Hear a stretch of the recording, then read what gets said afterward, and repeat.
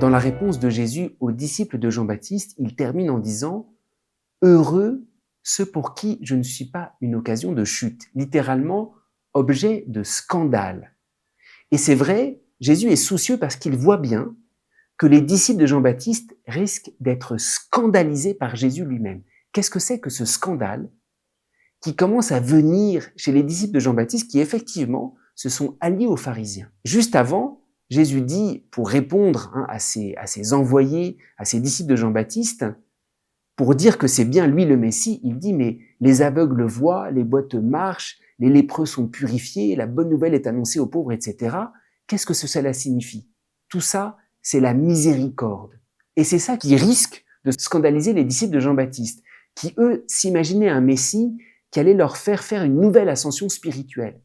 Et voilà que le grand signe de la présence du Messie, c'est le Messie qui vient dans toutes nos pauvretés humaines. Les aveugles voient, les boiteux marchent, c'est-à-dire tout ça, tous les lieux où on est boiteux, tous les lieux où on ne voit pas, tous les lieux où on est lépreux, tous les lieux où on est mort. Et d'une certaine manière, c'est ça ce qui risque de les scandaliser, parce que Jésus vient à un endroit qui les dérange et à un endroit où ils ne l'attendaient pas. Eux, ils attendaient un nouveau niveau spirituel, alors que Jésus vient dans leur misère qui les dérange.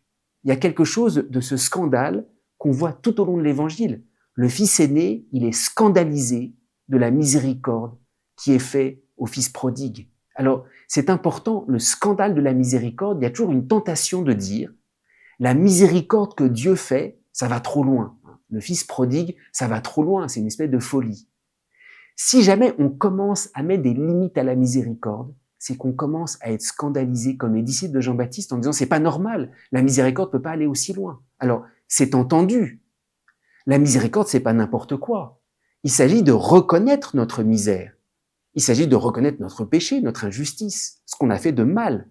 Mais à partir du moment où on a reconnu notre misère, il n'y a aucune limite à la miséricorde de Dieu, aucune.